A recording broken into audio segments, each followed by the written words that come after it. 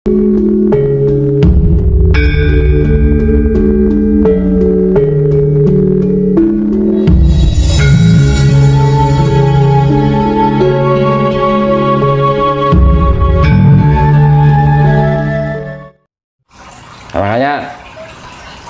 kalau saya kasih trik ya, misalkan ada banjir ini, banjir dari sungai yang Bathara Indra Kalungnyun Pedroyo Kasal Karahayanan Pengayoman saking panjenengan supados kadepino saking banjir, dibiar terjauhkan dari banjir.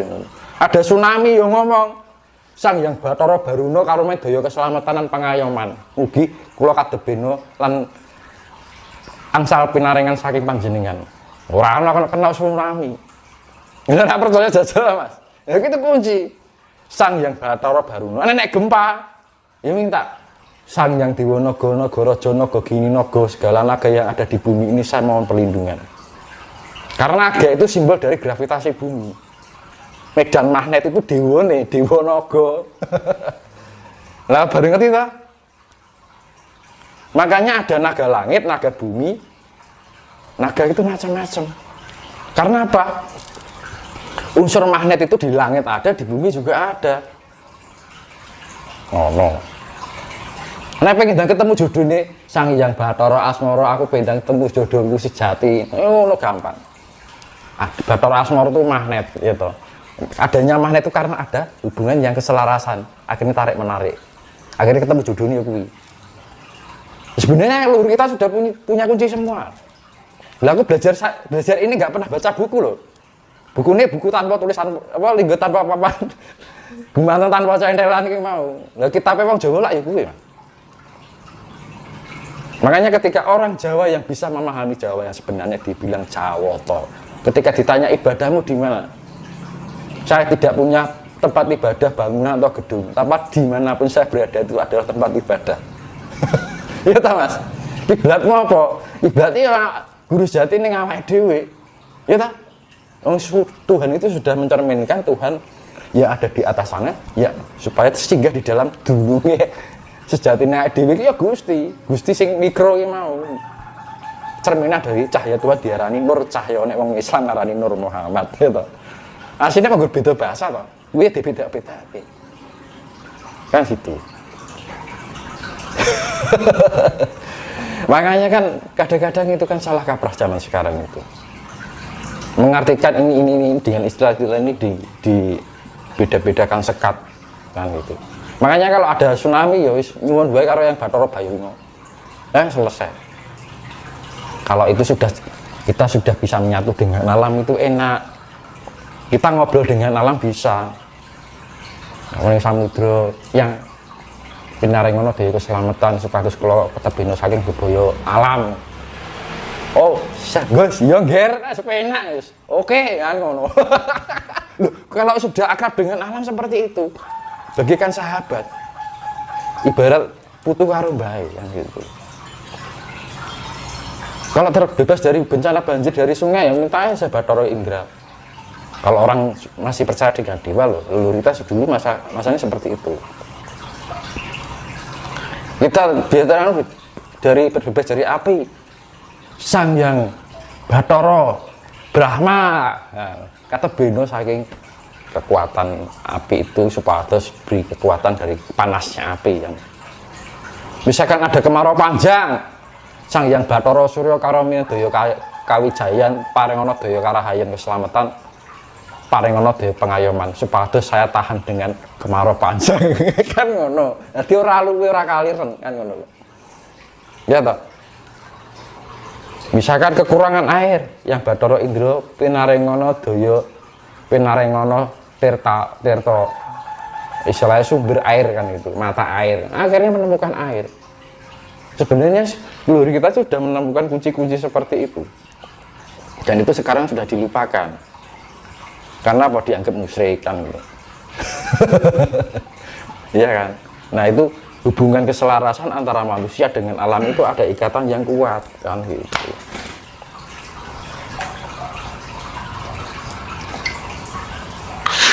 Dan teman-teman mungkin barangkali bisa dikasih penjelasan secara konkret barangkali terkait dengan Megatrust itu sebenarnya fenomena bencana yang seperti apa sih Mas? Dan daerah-daerah mana saja yang menurut panjenengan itu rawan gitu?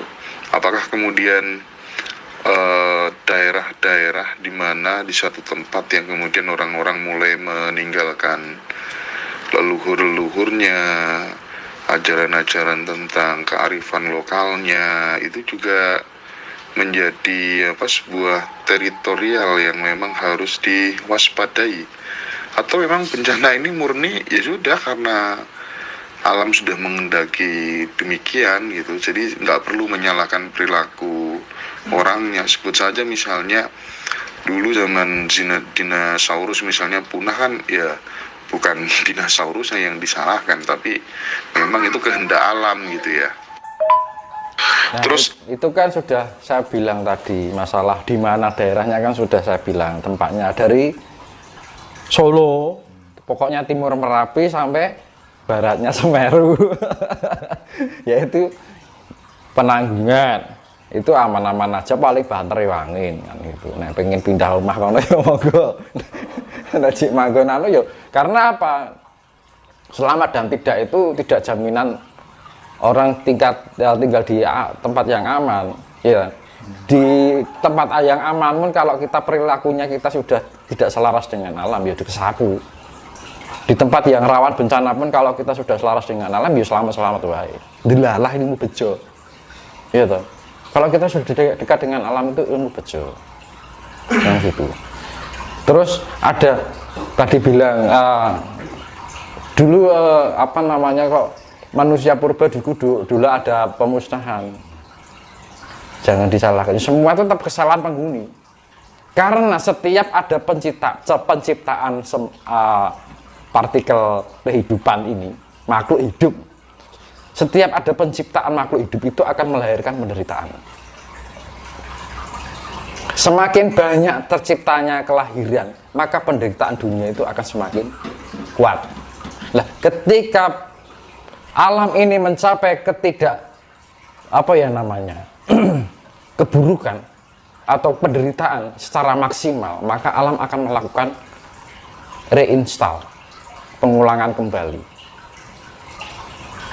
Nah, jadi kan orang bingung, ngopo disalahke menungso, karena menungso itu bener dewi kan, nggak mau salah. Nah itu, nah akhirnya jadi apa? Orang merasa pintar, merasa benar dari ketidaktahuan, yaitu. Ya jangan salah, jangan akhirnya apa? Alam yang disalahkan itu siklus.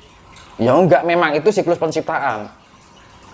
Makanya kan sudah dibilang ada cerita Adam Hawa setelah melahirkan anak menghasilkan penderitaan. Karena apa?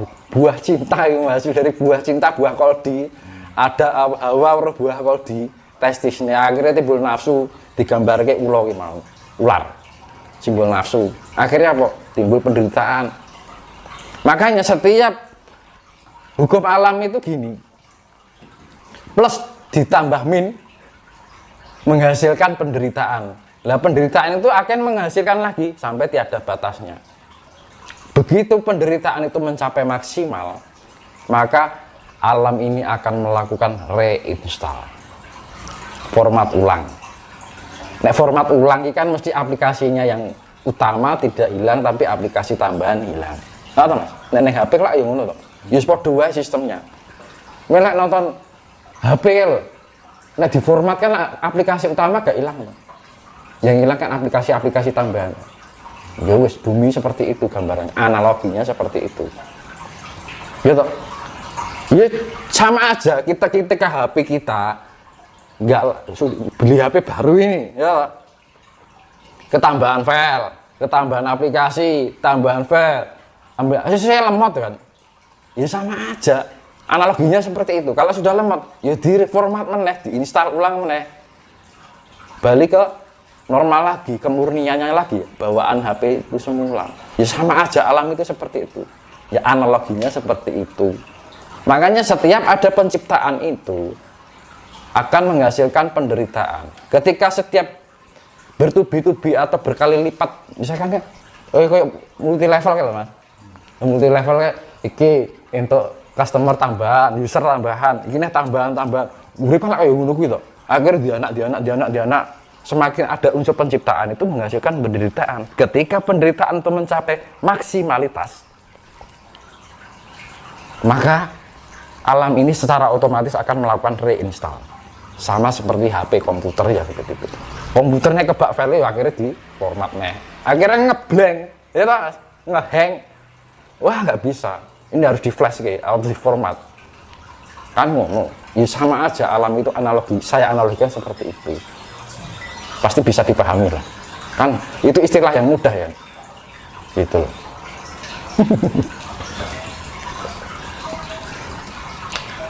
Terus analisa Mas Tinus sebenarnya terkait dengan masifnya gempa-gempa yang terjadi di Jawa Barat tuh kira-kira disebabkan karena apa, Mas? Ini penting ya.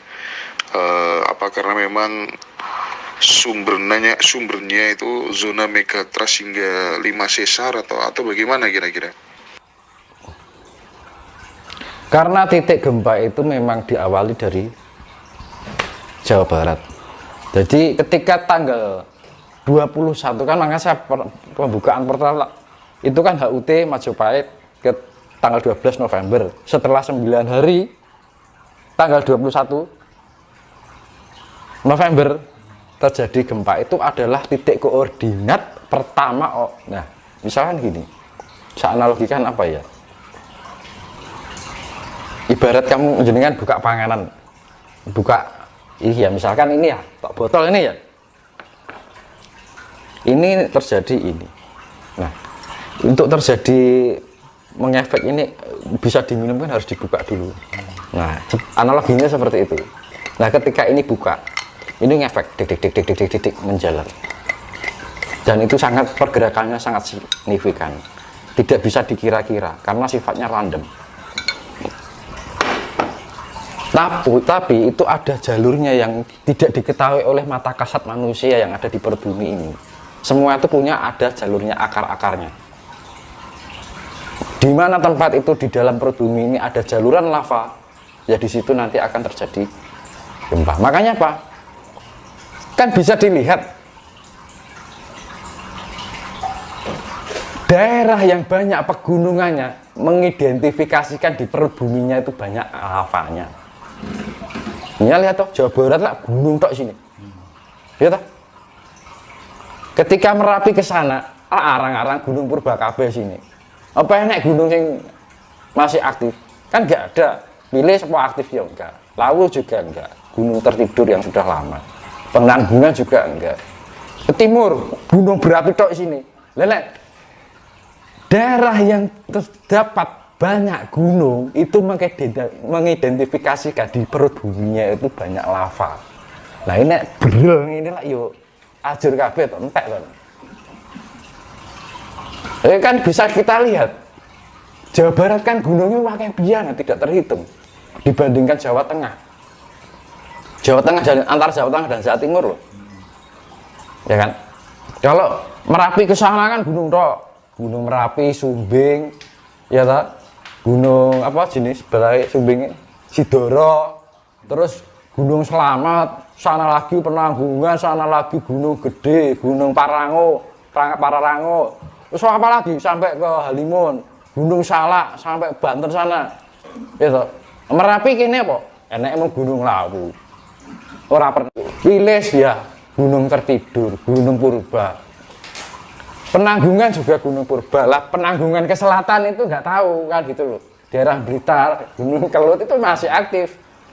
Nah, terus Malang ke timur, Semeru, Gunung Bromo aktif semua sampai ke Jawa Timur, Banyuwangi.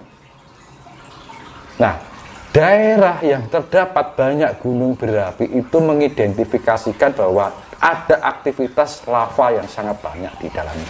Ketika ada vibrasi alam ini, bumi ini ada pergerakan, maka lava itu akan menekan ke atas dan itu akan mempengaruhi gerak lempengan bumi. Daerah lempeng itu kan daerah rawan gerak kan. Ketika ada pergerakan itu misalkan ini langsung gitu kan. Nah itu kan mempengaruhi yang ada di permukaan. Padahal di permukaan ada yang hidup, enek omah, enek bangunan kan ngono. Nah, saya jawab dari pertanyaan Mas Indra itu tadi, Kenapa di awal di Jawa Barat?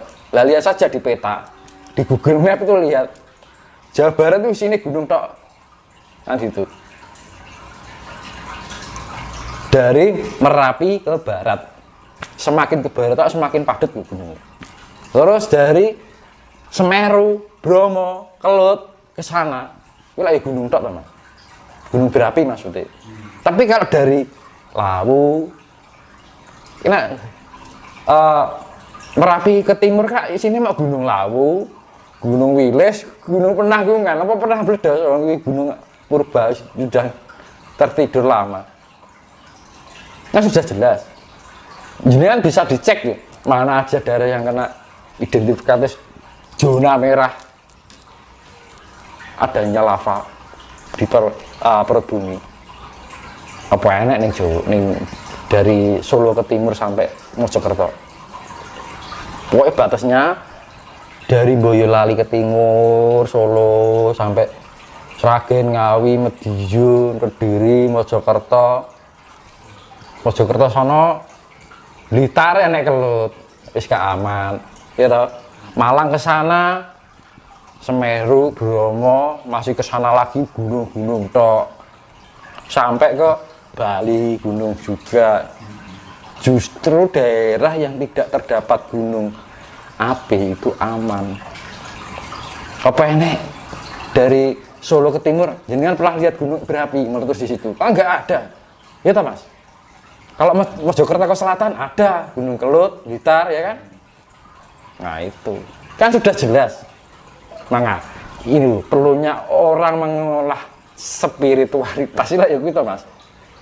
Kita mengolah kecerdasan dan kesadaran, intelektualitas, spiritualitas dan emosional, IQ, SQ, EQ.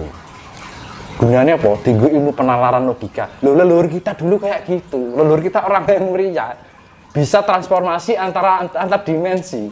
Loh, bayangkan, bisa bersahabat dengan alam gaib yang saling membantu. Nah, negara Nabi Sulaiman iso makhluk ke apa jenenge? Makhluk gaib. Ya memang semua leluhur dulu kayak gitu. Antara manusia dengan antara makhluk beraga dengan tidak punya raga itu bisa saling tolong menolong.